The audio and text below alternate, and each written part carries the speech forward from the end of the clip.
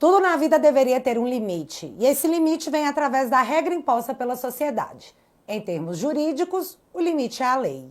Mas, quando a lei se torna algo relativo e essa relativização tem uma tendência clara e explícita, notícias assim são geradas. BBC, STF intervém demais, se tornou ator político partidário. Entenda, político partidário, um político que tem lado. Foi isso que a BBC disse sobre a corte que nos é entubada como guardiã da democracia e da lei.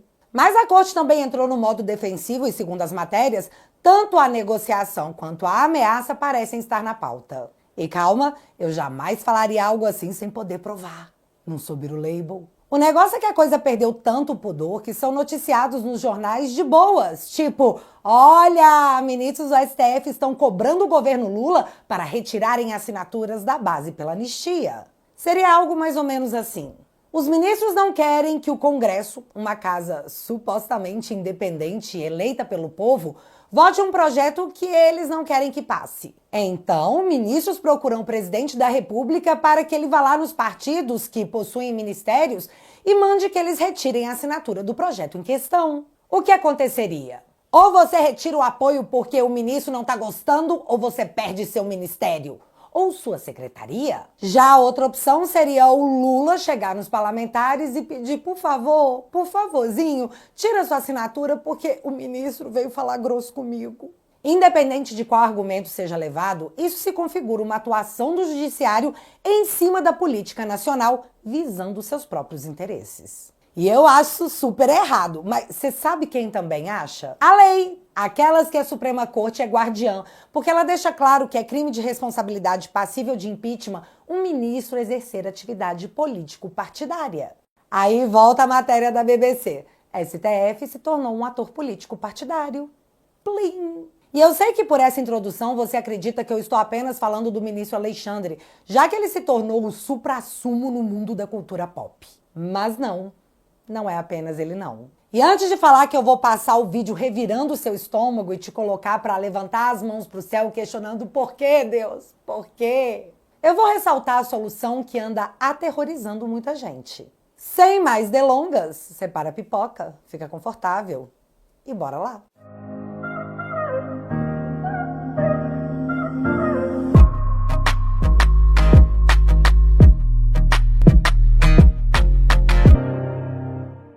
Antes de qualquer coisa, deixa eu falar do presidente Bolsonaro rapidinho, que mais uma vez viu sua vida em risco devido à tentativa de assassinato cometida por um ex-integrante do PSOL. E cara, eu vi muita gente falando muita coisa, inclusive a esquerda postando que, na verdade, não tem nada a ver com tentativa de assassinato, e sim que o Bolsonaro estaria fazendo uma cirurgia para retirada de um câncer. Cara, que gente maluca. Operatório, né, da parte clínica, onde nós vamos acompanhar nesses próximos dias. Então, muitos ontem até estranharam, mas o porquê que durou tudo isso? Teve alguma complicação? Não, não houve nenhuma complicação. Realmente foi o que era esperado, né, um procedimento muito complexo. E agora, nos cuidados pós-operatórios, quando há um procedimento muito prolongado como esse, o organismo do paciente acaba tendo uma resposta inflamatória muito importante, fica muito inflamado. E isso pode ocorrer no pós-operatório, é comum, é normal, e isso pode levar a uma série de intercorrências no pós-operatório. Tá? Que intercorrências são essas? Aumenta o risco de algumas infecções, né? Aumenta o risco de precisar de medicamentos para controlar a pressão, né? O organismo fica muito inflamado e os vasos dilatam, então ele precisa de uma série de medidas específicas. Há um aumento do risco de trombose, né? Problemas de coagulação do sangue, né? Quando uma cirurgia muito prolongada como essa, o pulmão também a gente acaba tendo um cuidado específico, porque muitas vezes a parte mais basal do pulmão pode colabar. Então, são uma série de coisas, de intercorrências que podem acontecer, que agora todas as medidas preventivas serão tomadas, né? Por isso que ele encontra-se na UTI nesse momento, e essas medidas preventivas já estão sendo tomadas desde o momento que ele saiu da cirurgia, né? E vai ser um pós-operatório muito delicado e prolongado. Tá prolongado. Ontem já muitos perguntaram, mas ele vai ter alta nessa próxima semana? Não há previsão, né? Porque a gente sabe que o importante é que ele saia 100% recuperado. Então, todos esses cuidados vão ser tomados, né? E no momento, é claro que não há nenhuma previsão de saída da UTI nesse momento. Para o desespero da galera do amor, A situação foi grave, muito grave. Mas o homem é um touro. Mas o papel deplorável da mídia abertamente de esquerda é exemplificada nessa postagem do Noblar, em que, antes da cirurgia, ele dizia que o Bolsonaro era um aspirante a Marte e estava se martirizando antes da condenação. Não, Noblar. Quem o martirizou foi um ex-integrante do PSOL, partido de esquerda da base do Lula. E o que fizeram com Bolsonaro foi a única tentativa de tirar a vida de um presidente da República na nossa história recente. Adélio tá jogado no hospício como um lobo solitário onde não pode falar com ninguém, porque vai que ele fala demais, né? É o que eu acho. Pode ter achismo ainda nessa democracia relativa pujante? A ver. E aproveitando o que eu falei do PSOL, o Glauber Braga tá numa cruzada pessoal jurando que tá há 5 dias sem comer em protesto por ter chutado uma pessoa de dentro da casa do povo e ter a recomendação de sua cassação na comissão de ética. E você vai ficar chocado como isso acabou virando pauta do Supremo, segundo os ministros do Lula. Glauber Braga foi o cara que votou pela manutenção da prisão do Daniel Silveira pelo crime de opinião na internet. Glauber Braga é esse cara aqui que persegue seus desafetos políticos para que eles tenham o mesmo destino que ele terá. Vocês sabem que eu e Sam entramos com uma ação pedindo a cassação do diploma da senhora Carla Zambelli. Nós estamos agora na expectativa que a qualquer momento esse processo, essa ação possa ter julgamento no Tribunal Regional Eleitoral e que ela venha a perder o mandato como deputada federal. Seguimos firmes. Pimenta nos olhos dos outros é efeito espelho, caro Glauber. E eu não sei se vocês estão acompanhando essa treta, mas o Glauber, a cada 10 palavras que fala, uma é lira. Ele diz que a culpa de tudo que está acontecendo com ele é do ex-presidente da Câmara dos Deputados e que, eu chutei uma pessoa para fora do Congresso, mas eu sou vítima de tudo isso. Maldito Lira. Quem tem boca fala o que quer, mas é muito estranho como as bocas estão falando absurdos envolvendo a Suprema Corte. E isso vira matéria do jornal como se não fosse algo surreal. Ministros de Lula e, ministros de Estado apostam que STF pode salvar Glauber Braga em recado a Lira. Mas que doideira, hein? Agora não é só recado via Rede Lula, mas também via decisão judicial afrontando uma decisão do Congresso? A matéria diz que os ministros do Lula, que têm trânsito com o STF, disseram que isso pode acontecer porque o STF quer passar um recado ao Lira sobre as emendas parlamentares. Mas não só isso. Fica pior. Ainda segundo a matéria, alguns integrantes da corte estão dizendo que detectaram movimentos do Lira para ajudar os bolsonaristas a aprovar o projeto da anistia aos condenados pelo 8 de janeiro. E fica mais cabuloso ainda quando a matéria diz que na avaliação dos ministros do Lula, o STF está sinalizando que vai salvar o Glauber Braga, pode fazer o Hugo Mota, atual presidente da Câmara, a ter que salvar o Glauber Braga, porque ele não quer se indispor com o STF. Porque, de novo, segundo a matéria, há uma interferência absurda e explícita do judiciário brasileiro na política nacional. E tudo bem, a lei proíbe, mas quem vai fazer alguma coisa a respeito? Ninguém, né? Então... E galera, eu já vou falar da anistia, do labirinto que o Moraes se enfiou, do Barroso e do Gilmar Mendes, porque o que aconteceu é muito grave. Mas antes, assista esse vídeo. Oi gente, meu nome é Felipe, eu tenho 12 anos. Eu faço tratamento de hemodiálise. Gente, por favor, me ajuda. Tá muito difícil. Fazer hemodiálise. Olha, eu fiz cirurgia, eu tô sempre toda hora pro lado do meu braço. E eu tô precisando um remédio. Por favor, gente, me ajuda. Eu tô implorando. Eu não aguento mais. Eu tô sentindo toda hora sede. Sede toda hora. É muito difícil. Por favor, gente, me ajuda. É muito difícil. Me ajuda. Meu remédio é muito caro ainda. Nós tá tentando conseguir um remédio e é muito difícil. Pegando um remédio, por favor. O tratamento do Felipe fica num valor total de R$ 1.200.000. E isso é triste, muito triste.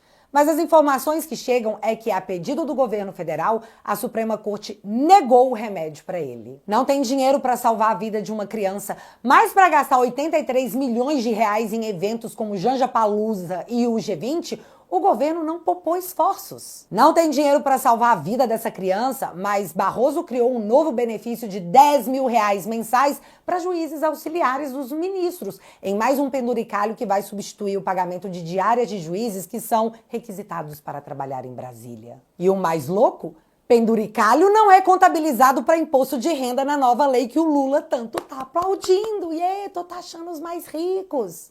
Menos você, judiciário. Ó, faz o L. Para quem quiser acompanhar o Felipe e ajudá-lo, tá aí na tela o Instagram da mãe dele. Vai lá e segue ela. Mas tá, eu falei do Barroso, né? Então, Supremo chamou para si a missão de enfrentar o extremismo, diz Barroso. Em participação via vídeo no Brasil Conference, e eu já vou falar mais desse evento, Barroso disse que o STF teve que tomar decisões sobre pandemia, sobre o meio ambiente e sobre os povos indígenas para desmontar medidas autoritárias. Então, eu lembro que, de fato, o STF arbitrou sobre o uso de máscaras e hoje já há estudos, inclusive da USP, dizendo que não há comprovação na relação entre o uso de máscaras e a morte na pandemia. E quem tá falando isso não sou eu, é a Folha de São Paulo e o estudo da USP. Sobre o meio ambiente, a degradação na Amazônia legal cresceu 485% apenas em 2025, com queimadas e extração de madeira que aceleraram a degradação do bioma. Quantos dias a corte deu pro Lula se manifestar a respeito? Quantas músicas Gilberto Gil, que levou de patrocínio 4 milhões dos Correios, fez?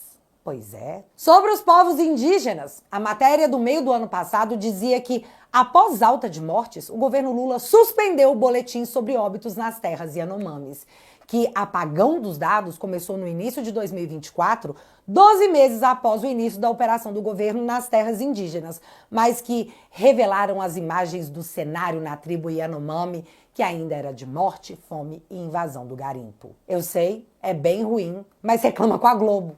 A matéria dela. Enquanto estamos discutindo isso, a FAB interceptou um avião que caiu e espalhou tabletes de drogas sobre uma aldeia indígena. Enquanto isso, uma facção está cobrando até 30 mil reais para autorizarem o funcionamento de comércios em Fortaleza.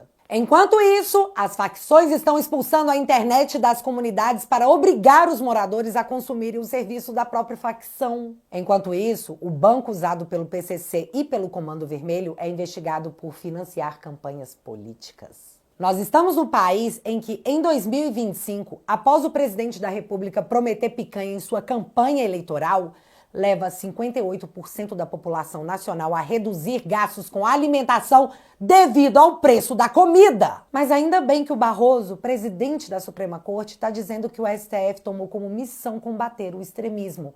Apesar disso não ser uma pauta de interesse nacional, enquanto escolhe o que vai poder comer ou se poderá abrir o seu comércio para trabalhar, ou até mesmo contratar um serviço de internet sem sofrer represália de facção. Questões de prioridade, de percepção, sei lá. E falando em questão de percepção, a Globo passou meses tentando fazer as pessoas acreditarem que a anistia não era um tema de interesse do povo.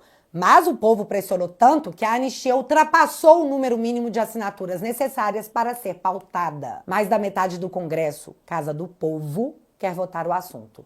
O cara da Rede Lula chegou a dizer que, dada a situação como ela tá, não pautar a anistia é um ato antidemocrático. Sim, isso foi dito na Rede Lula, galera. E diante da pressão pela anistia, Alexandre de Moraes buscou classe política e está ampliando acenos enquanto modula decisões. Tá, eu vou explicar o óbvio que está escrito na matéria. A lei Alexandre de Moraes, relator dos casos do 8 de janeiro, está indo atrás de políticos porque a anistia está se tornando uma espécie de Thanos inevitável.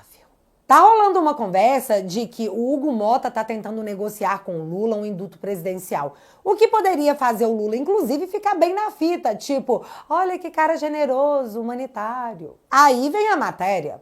O alerta sobre a anistia que Lula recebeu do STF após fala de Gleisi, em que ela diz que o tema deve ser discutido no Congresso. Segundo a matéria, ministros do STF sinalizaram não querer escalar uma crise com o governo Lula após a fala da Gleisi, mas eles afirmaram que estão atentos sobre os novos posicionamentos sobre o tema. Cara, A matéria deixa claro que a Suprema Corte está mandando o recado de que, se o governo Lula endossar a anistia, a Corte pode escalar uma crise contra o próprio governo.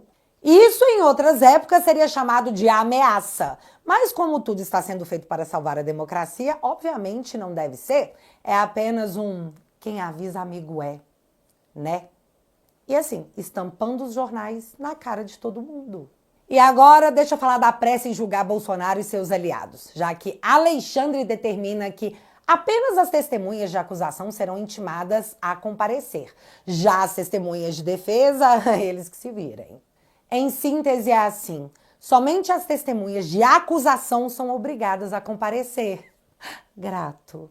E o mais louco é que a OAB está acompanhando os próximos julgamentos, mas parece que o STF não está nem aí, o que demonstra que a corte está zero preocupada com as notas de repúdio da instituição.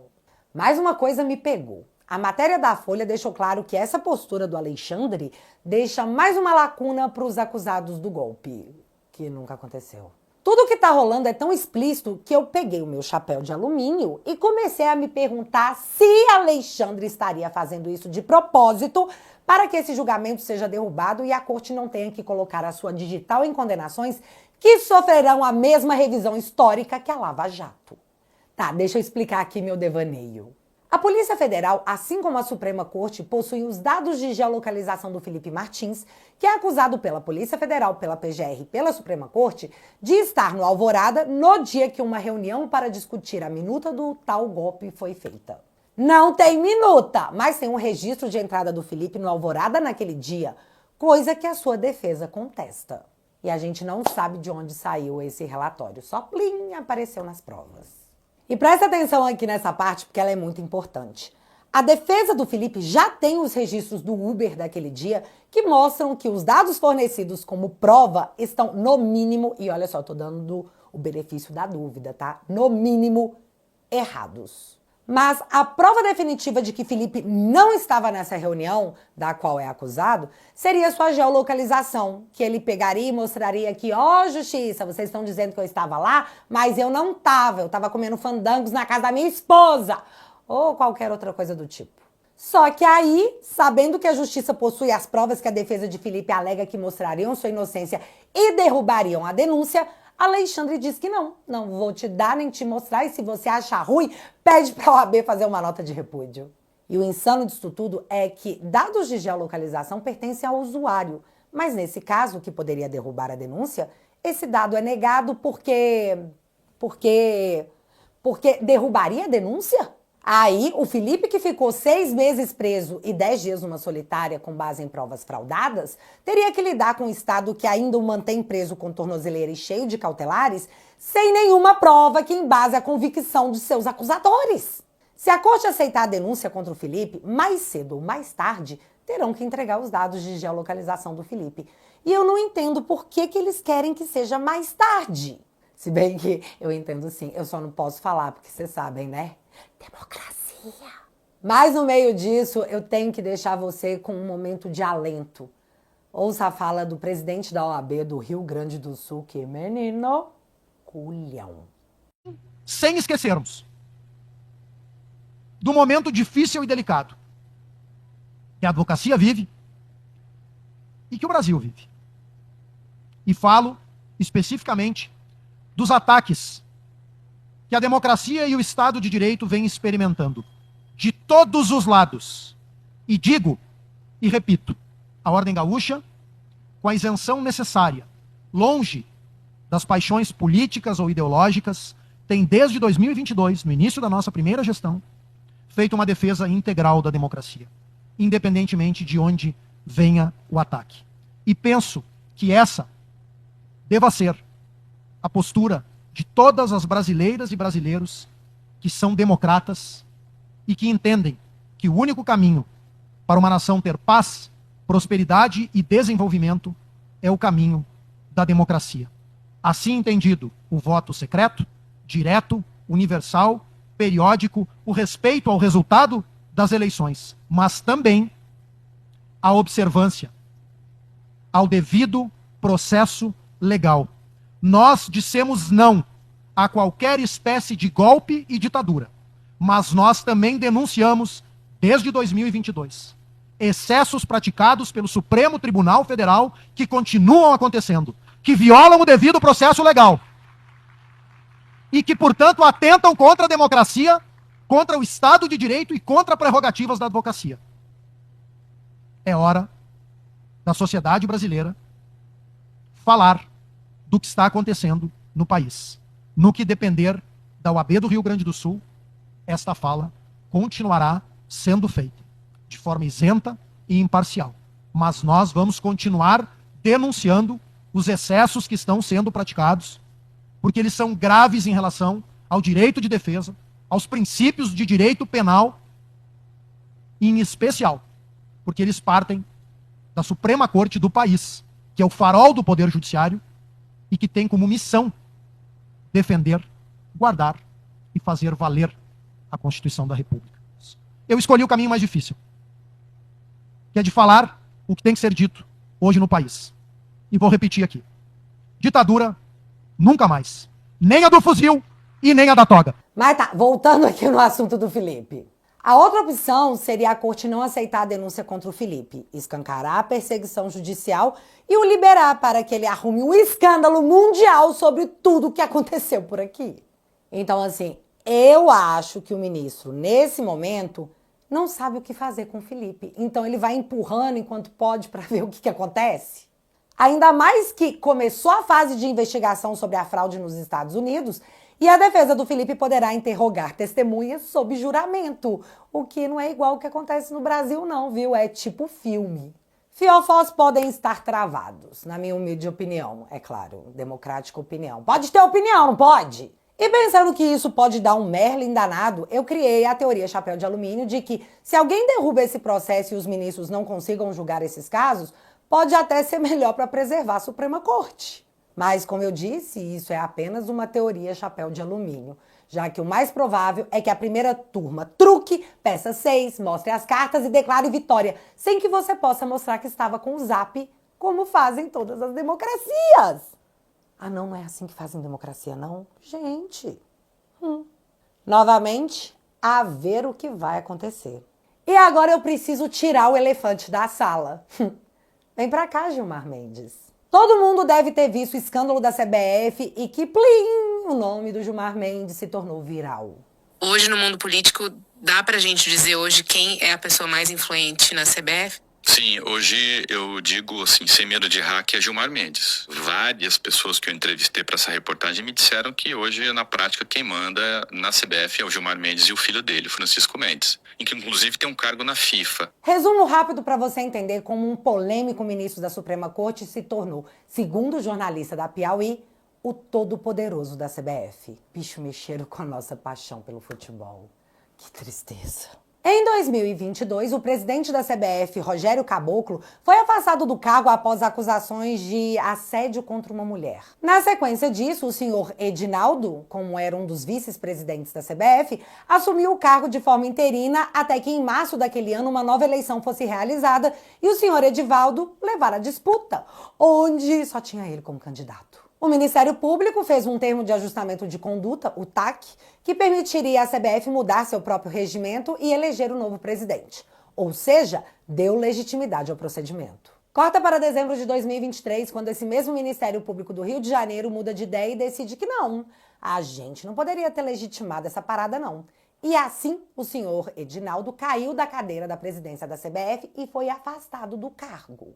Não sem lutar, já que Edinaldo recorreu das decisões aos tribunais superiores e logo de cara teve o seu recurso negado pelo Superior Tribunal de Justiça. Não satisfeito, Edivaldo foi até o STF, que através do André Mendonça, confirmou a decisão do STJ e do Ministério Público, dizendo que não, Edinaldo, não vai voltar não, acabou o parquinho pro você, fi. Foi então que entrou em cena o PCdoB, o Partido Comunista do Brasil, ao qual Alcino Reis Rocha, secretário-geral da CBF, é filiado e ocupou cargo por indicação partidária na gestão do Edinaldo. E assim, o PCdoB entrou com uma nova ação no STF a favor do então ex-presidente da CBF. O partido alegou que a decisão inicial do Ministério Público de afastar o Edinaldo era nociva para a nação futebolesca, ou seja, todo o Brasil. E isso porque a FIFA não aceita que cartolas recorram à justiça civil para resolverem os BOs futebolísticos. Logo, a FIFA disse que se a gente não resolvesse logo essa treta, ficaríamos de fora dos torneios e fim. Só imagina o Brasil sem Olimpíadas e sem Copa. Não ia sobrar nada pro brasileiro. Se bem que depois do 4-1 a gente tá meio... Então, eu disse que Edinaldo não ia desistir sem antes lutar e gastar milhões dos cofres da CBF, já que ele contratou um advogado por míseros honorários no valor de 6 milhões de reais para tentar reverter a sua queda. Mas você lembra que já existia uma ação no STF sobre esse tema e que estava sob a relatoria do André Mendonça? Então, o Barroso deveria ter recebido a ação do PCdoB e entregue ao André Mendonça, como determina o próprio regimento interno da corte. É assim que o Alexandre de Moraes consegue comandar todas as investigações que envolvem o bolsonarismo. Ele alega que elas estão correlacionadas e puxa tudo para ele. Isso nunca foi um problema, mas nesse da CBF foi. Não tá valendo esse negócio, viu? Barroso não entregou o caso ao André Mendonça e colocou o processo para distribuição via sorteio. E vale lembrar que, recentemente, o ministro Barroso impediu o UOL de fazer uma auditoria no sistema de distribuição de processos do STF, no melhor estilo confia no pai. Mas tá, processo distribuído e para a surpresa de metade das pessoas, porque a outra metade não se surpreende com mais nada, Gilmar Mendes é sorteado como relator do processo movido pelo Partido Comunista do Brasil em favor de Edivaldo Rodrigues, presidente afastado da CBF. E aí entra o ponto mais importante que você precisa saber antes dessa história continuar. Meses antes desse rolê acontecer, em agosto de 2023, o presidente da CBF, Edinaldo Rodrigues, firmou uma parceria com o IDP, um instituto fundado por Gilmar Mendes e que tem como presidente sua herança genética, seu filho. O IDP, a partir daquele momento, ficaria com 84% das receitas da CBF Academy, algo que naquele ano girou em torno de 9,2 milhões de reais. Bem lucrativa essa parceria, certo? Então, sabendo desse fato, que Gilmar Mendes é financeiramente favorecido por um contrato firmado entre Edivaldo e seu instituto, o ministro deveria dizer que que honra, mas eu não posso, porque eu tenho negócios lucrativos com a CBF promovidas pelo cara que eu vou ter que julgar. Logo, obviamente, eu sou suspeito nesse caso, mas boa sorte, viu, Edinaldo? O STF é uma corte muito qualificada e o senhor não encontrará nada menos que justiça nesse caso. Beijos de luz. Mas não foi o que aconteceu, já que Gilmar Mendes recebeu a denúncia, fez um Dória para quem alegou suspeição e determinou que o Edinaldo retornasse ao trono da CBF. E entenda, eu não estou aqui discutindo o mérito, eu só estou deixando claro que o jornalista da Piauí, que fez uma investigação monstruosa na CBF, disse isso aqui.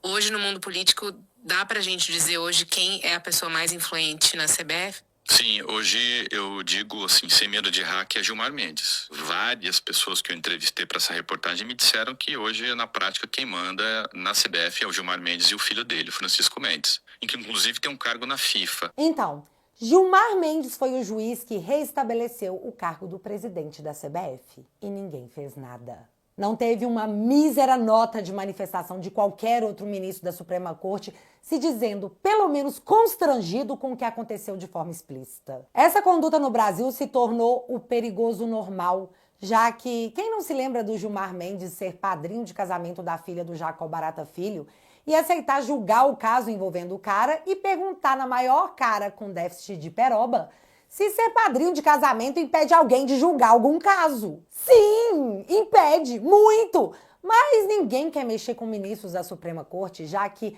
a Lava Jato até tentou, quando saíram os escândalos sobre a Receita Federal, ter supostamente encontrado fraudes monetárias de Gilmar Mendes.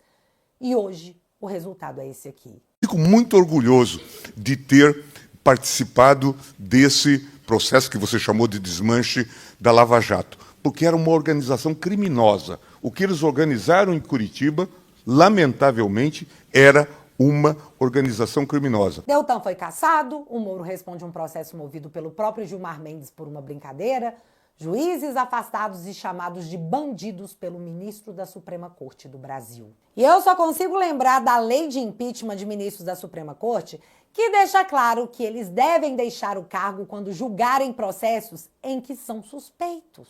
O remédio viria do Senado, mas o alcolumbre está todo enrolado, segundo a mídia, nas investigações sobre emendas parlamentares. Portanto, a adrenalina venosa virá em 2026, com a eleição do Senado, que renovará a casa em 2/3. E esse assunto preocupa tanto, mas tanto essa galera, que sabe do potencial da direita de alcançar a maioria na casa, que agora as matérias são assim. PT se aliará com centro-direita para evitar domínio bolsonarista no Senado. Eles até podem se juntar, mas ano que vem a gente vai mostrar que quem ri por último não só ri melhor, como vence a batalha. Porque o presente pode ser deles, mas o futuro é nosso. E eles sabem disso. E galera, já que você ficou até aqui, o Alexandre acha que o problema do Brasil está na direita extremista, a direita radical que está usando as redes sociais para instrumentalizar as pessoas. É sério? O ministro que está salvando a democracia realmente pensa isso. E eu até posso fazer uma piada com esse fenômeno, mas antes deixa eu comentar essa coisa de extremista. Eu sou extremamente contra o comunismo, uma ideologia que tirou a vida de milhões e milhões de pessoas ao longo da história sob o mantra de igualdade social. Eu sou extremamente contra as políticas públicas do PT, sobre orégano, sobre os bebês que estão nas barrigas das mamães, sobre a leniência com o corrupto, sobre a gestão financeira do país. Logo, eu sou extremamente contra o comunismo. E isso me torna uma extremista? Até ontem eu achava que estava tudo bem, que era um direito meu, mas agora eu tô vendo que isso me torna uma espécie de criminosa digital. E galera, se a gente não gostar de política, seremos governados por quem gosta. E isso não parece ser uma boa ideia. Para que o Brasil seja resgatado das mãos da canhotada, precisamos trazer mais gente para o nosso lado. E a sua assinatura na Família Te Atualizei fortalece a nossa trincheira e possibilita que eu continue esse trabalho na guerra cultural. Juntos podemos despertar mais pessoas e construir um Brasil com liberdade para as próximas gerações. Além disso, você também recebe acesso a todos os conteúdos exclusivos da minha plataforma, incluindo os meus documentários e os episódios especiais do Te Barbarizei. Tem um tanto de vídeo meu para você maratonar lá na Família Te Atualizei. Toque agora mesmo no link que está aparecendo na sua tela e entre agora mesmo para minha família, a melhor família da internet. Então, vídeo assim me deixa muito exposta à democracia relativa pujante, ao qual eu já sou alvo de alguns inquéritos e processos. Mas saber que não estamos sozinhos na trincheira faz toda a diferença. E é por isso que eu convido você que curte o meu trabalho a financiá-lo através da melhor família da internet, o teatualizei.app. E galera, a plataforma acabou de passar por uma atualização e se tornou uma rede social da direita, exclusiva para a família. Agora você pode subir seus próprios vídeos, escrever e publicar seus artigos e trocar uma ideia em tempo real com uma galera que sente o mesmo que você. Além, claro, dos conteúdos exclusivos que também seguem por lá. Com 10 bonoros por mês, você garante o seu acesso ao melhor lugar da internet. E de quebra, financia o meu trabalho, a minha defesa e a revolução cultural, que apenas começou. Se você quiser e puder, eu vou deixar o link fixado aqui no primeiro comentário. E desde já, muito obrigada. Mas agora eu realmente quero saber de vocês. O Hugo Mota vai conseguir segurar a anistia por mais quanto tempo? Me conta aqui nos comentários que eu quero saber. Se você ainda não é inscrito aqui no meu canal, meu amigo, se inscreve e deixa seu like. Porque você já sabe, acontecendo alguma coisa de relevante ou irrelevante, a gente volta. Beijos, galera. Fui.